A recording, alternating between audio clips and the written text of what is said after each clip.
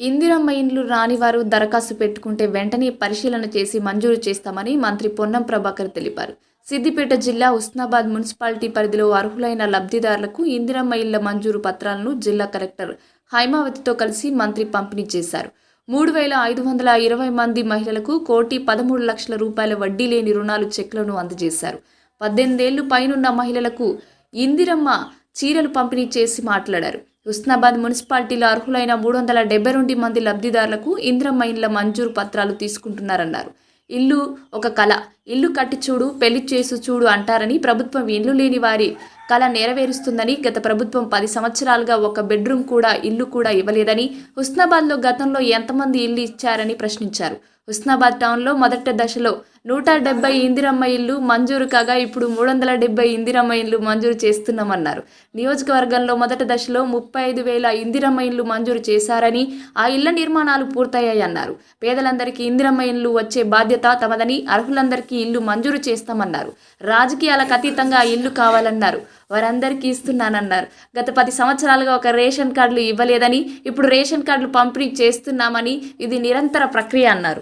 హుస్నాబాద్ లో 372 మంది ఇళ్ళ ప్రొసీడింగ్ తీసుకుంటా ఉన్నారు.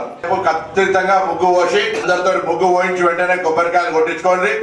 ఆన్లైన్ లో మీరు ఇల్లు పూజ చేసినట్టు అవుతుంది. తప్పకుండా మీ అందరూ వెంటనే ఇందిరమ్మ ఇండ్ల కార్యక్రమం ప్రారంభించుకోవాలని సందర్భంగా కోరుతా ఉన్నా. సామెత ఉంది, ఎందుకంటే ఇల్లు కట్టి చేయదు పెళ్లి చేసి చూడనే సామెత ఉన్నది. ఇల్లు అనేటువంటిది ఒక కళ. ఆ కళ నేను ఎవరిని విమర్శించదలుచుకోలేదు, కానీ 10 ఏళ్లలో ఎంతమంది చూసారు. ఆహారా పెళ్ళంట సినిమాల కోట శ్రీనివాసరావు కోడి కట్టేసి కింద అందరికి నోరు ఇచ్చినట్టుగా డబుల్ బెడ్రూమ్ అన్నాడు. అల్లుడ తేడా వాడుకుంటారు, కోళ్ళేడగా అమ్ముతారు, మేకలేడ కట్టేస్తున్నారు. హుస్నాబాద్ ఎంతమంది కట్టినా నాకు తెలియదు. కానీ ఇప్పుడు దాదాపు మొదటి దశలో 170 పైన, ఇప్పుడు 370. అట్లనే 173 ఊర్లల్లో ఇందిరమ్మ ఇల్లు లేని ఊరు లేకుండా ప్రతి ఊరికి ఇచ్చినాం.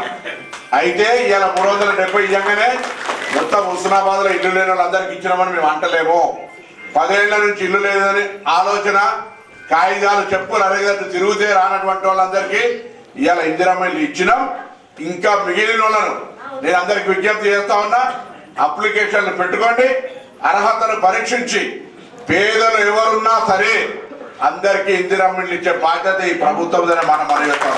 సన్న బియ్యం వస్తా ఉన్నాయి, కొత్త రేషన్ కార్డులు వస్తా ఉన్నాయి, 200 యూనిట్ల కరెంటు ఫ్రీ వస్తా ఉంది. 200 యూనిట్ల లోపల వాడుకున్న వాళ్ళకు ఇలా గౌరవ ముఖ్యమంత్రి గారి నాయకత్వంలో అక్కా చెల్లెలందరికీ ఉచితంగా బస్సులు ఇస్తా ఉన్నాం.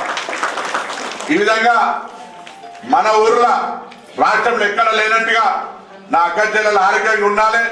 ప్లాస్టిక్ ప్లేట్లలో తింటే అనారోగ్యానికి గురవుతురని అందరికీ స్టీల్ ప్లేట్లు మహిళా సంఘాలకు, ఇక్కడ 20 సంఘాలకు, చదువుకున్న వాళ్ళంతా ఎవరైనా చిన్న ఇంట్లో కూర్చొని పనిచేసుకునే విధంగా ట్రైనింగ్ చేయండి. మీకు బ్యాంకులో ఇప్పించే బాధ్యత నాది.